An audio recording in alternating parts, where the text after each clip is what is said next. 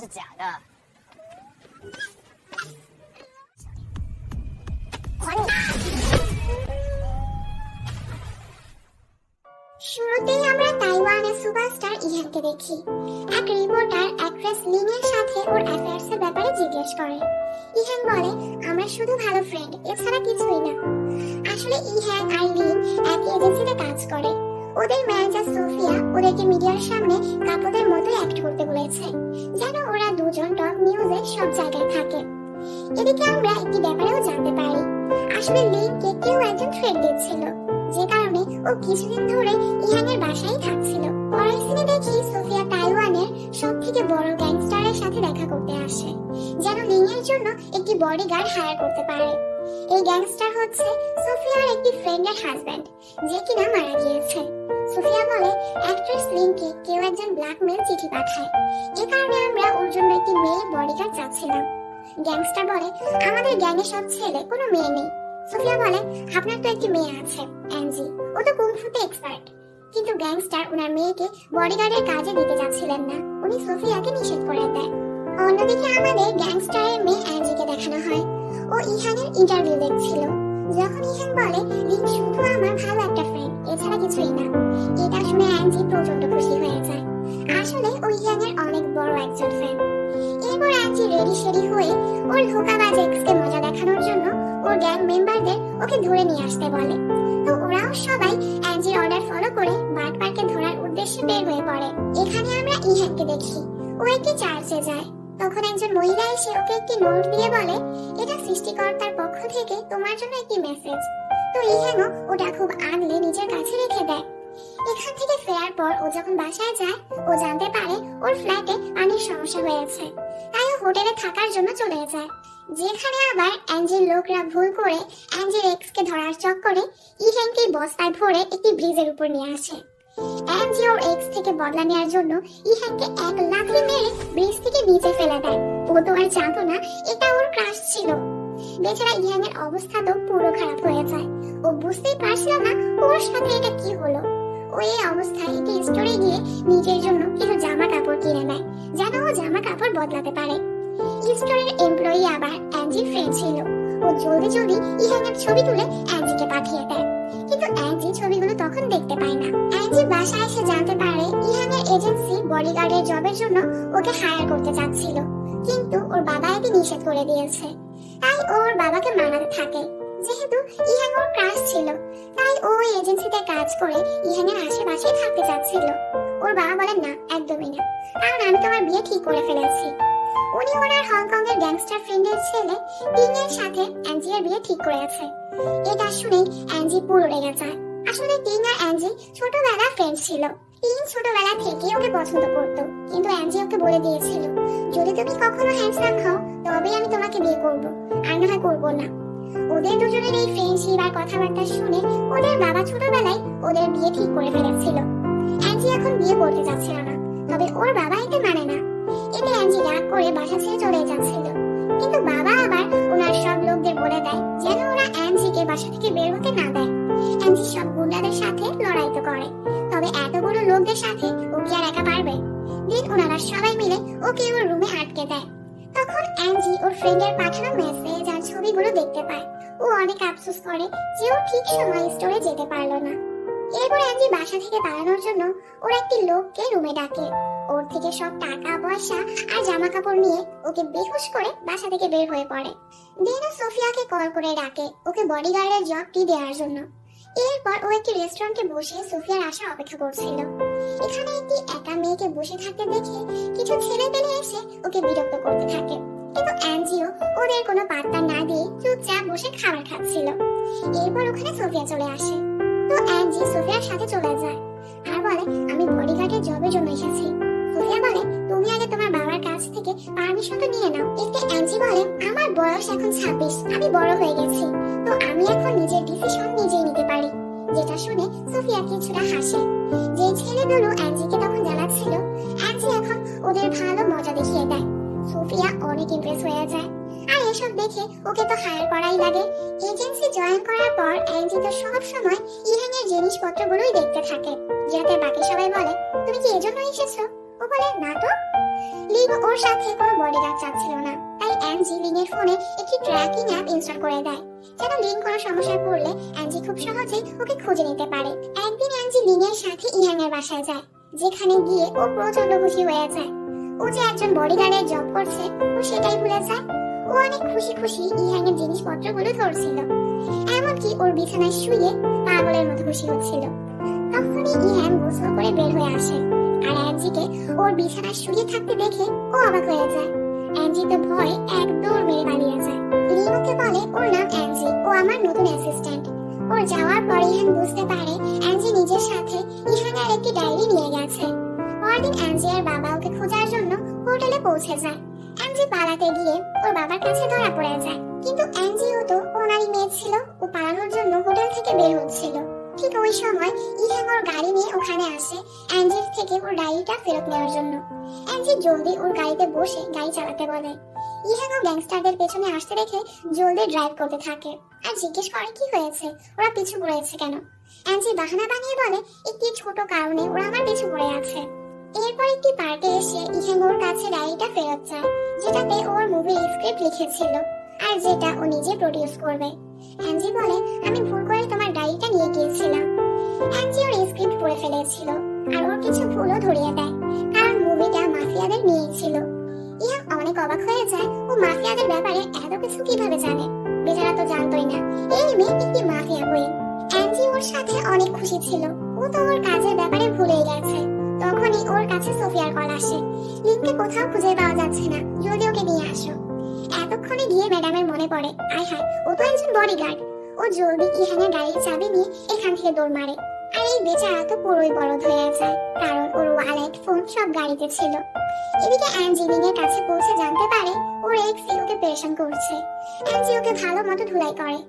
এরপর লিন অ্যাঞ্জিকে বলে ও আমাকে আমার ছেলেকে নিয়ে ব্ল্যাকমেল করে। আসলে একটা সময় আমি ওকে অনেক বিশ্বাস করতাম, আর অ্যাক্ট্রেস হওয়ার পর আমি আমার ছেলেকে ওর কাছে রেখে দিয়েছিলাম, আর বর্তমানে ও আমাকে ব্ল্যাকমেল করে আমার কাছে টাকা নিয়ে যাচ্ছে। আমি কাউকে আমার ছেলের ব্যাপারে জানাইনি, আর না হয় আমার ক্যারিয়ার বরবাদ হয়ে যাবে। সোফিয়াও এই ব্যাপারে কিছুই জানে না। অ্যাঞ্জি বলে তুমি একদম চিন্তা করবে না, আমি সব ঠিক করে দেব। আর এর মধ্যে ওদের দুজনের ভালো একটা ফ্রেন্ডশিপ হয়ে যায়। রাতের বেলা অ্যাঞ্জি ইহানকে ওর গাড়ির চাবি দিতে চায় আর সরিও বলে। ইহান গেমে বিজি ছিল, অ্যাঞ্জি ছিল এই গেমে এক্সপার্ট। দুজনেই অনেক সময় ধরে গেমস খেলে আর একসাথে অনেক মজাও করে। পরদিন অ্যাঞ্জির ছুটি ছিল, তাই ওই ইহানের অ্যাসিস্ট্যান্ট হয়ে ওর শুটিং স্পটে যায়, যেখানে ইহানের সাথে ওর এক্স এর শুটিং চলছিল। ওর এক্স ওর থেকে বদলা নেওয়ার জন্য অনেক জোরে জোরে ওকে থাপ্পড় মেরেই যাচ্ছিল, যার ফলে বেচারার গাল লাল টমেটোর মতো হয়ে যায়। এতে অ্যাঞ্জি অনেক রেগে যায় আর ডাইরেক্টরকে অনেক কথা শোনানোর সাথে সাথে এতগুলো গালাগালো করে দেয়, আর ইহানকে ধরে ওখান থেকে নিয়ে আসে। ইহান বলে আসলে একটা সময় আমি ওর সাথে রিলেশনে ছিলাম, ও শর্ট টেম্পারের ছিল, তাই আমি ওর সাথে ব্রেকআপ করে ফেলেছি, আর এর জন্যই ও ইচ্ছে করেই হয়তো আমাকে থাপ্পড় মারছিল। বাহিরে এসে অ্যাঞ্জি বুঝতে পারে ও হয়তো ভুল করে ফেলেছে, এতে ইহানের সমস্যা হতে পারে। ও পেরেশান হয়ে ইহানকে বারবার সরি বলতে থাকে, তো ইহান ওকে শান্ত করার জন্য ওকে জড়িয়ে ধরে, যেটাতে অ্যাঞ্জির মনে তো লাড্ডু ফুটছিল। অন্যদিকে অ্যাঞ্জির বাবার কাছে ওনার ফ্রেন্ডের কল আসে, উনি ওনার হবু বউকে দেখার জন্য তাইওয়ানে আসতে চলেছে। অ্যাঞ্জির বাবা ওনার ফ্রেন্ডকে নিষেধ করতে পারে না, সাথে ওনার মনটাও খারাপ হয়ে যায়, কারণ অ্যাঞ্জি তো বাসায় নেই। উনি আবার ওনার লোকদের অর্ডার দেয় অ্যাঞ্জিকে জলদি খুঁজে বাসায় নিয়ে আসার জন্য। তবে অ্যাঞ্জিও খুব চালাকি করে ওনাদের থেকে পালিয়ে যায়। ও মন খারাপ করে পার্কে বসেছিল, ওকে এভাবে দেখে ইহান ওকে নিজের বাসায় নিয়ে আসে। ওরা দুজন আবারও একসাথে গেম খেলতে থাকে। অ্যাঞ্জি ওর স্ক্রিপ্টের ব্যাপারে কথা বলতে গিয়ে গ্যাংস্টারদের ক্যারেক্টারের মতো নাটক করতে থাকে।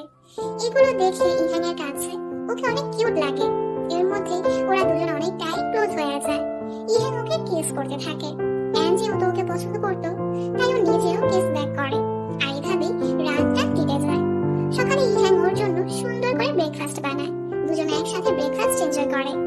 এরপর অ্যাঞ্জি চলে যাচ্ছিল, পেছন থেকে ইহান ওকে থামিয়ে বলে তুমি কি আমার গার্লফ্রেন্ড হবে? এটা শুনে অ্যাঞ্জি প্রচন্ড খুশি হয়ে ওকে জড়িয়ে ধরে, কিন্তু এর মধ্যে একজন রিপোর্টার ওদের একসাথে ছবি তুলে ফেলে, আর ছবিগুলো একটি নিউজ এজেন্সিকে দিয়ে দেয়। এই নিউজ পাবলিশ হওয়ার পরই সবাই জেনে যায় সুপারস্টার ইহান একজন গ্যাংস্টার মেয়েকে ডেট করছে। এই নিউজ দেখে অ্যাঞ্জির বাবা অনেক রেগে যায়। যদি ওনার ফ্রেন্ড এই খবরটা জানতে পারে তাহলে কি হবে? উনি ওনার লোকদের দিয়ে ইহানকে তুলে নিয়ে আসে। তবে ইহান বলে, আমি সত্য বলছি, আমি অ্যাঞ্জিকে ভালোবাসি, আমি ওকে খুশি রাখবো। আমি কালই প্রেস কনফারেন্স ডেকে সবাইকে বলে দিব যে আমি সত্যি অ্যাঞ্জিকে ডেট করছি।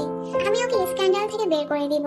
অ্যাঞ্জির বাবা বলে, ঠিক আছে, তুমি কনফারেন্স ডেকে বলে দাও আমার মেয়ে কোনো মিস্ট্রেস না, তুমি ওকে নিয়ে সিরিয়াস। অন্যদিকে সোফিয়া অ্যাঞ্জিকে অনেক কথা শোনাতে থাকে, এজন্যই তুমি এখানে এসেছো, তোমার জন্য করে ইহানের ক্যারিয়ারটা বরবাদ হতে চলেছে। এসব কথা শুনে অ্যাঞ্জির মনটা খারাপ হয়ে যায়। তখন ওর কাছে ইহানের মেসেজ আসে, তুমি কোনো চিন্তা করো না, আমি সবসময় তোমার পাশে আছি, আমি তোমাকে ভালোবাসি।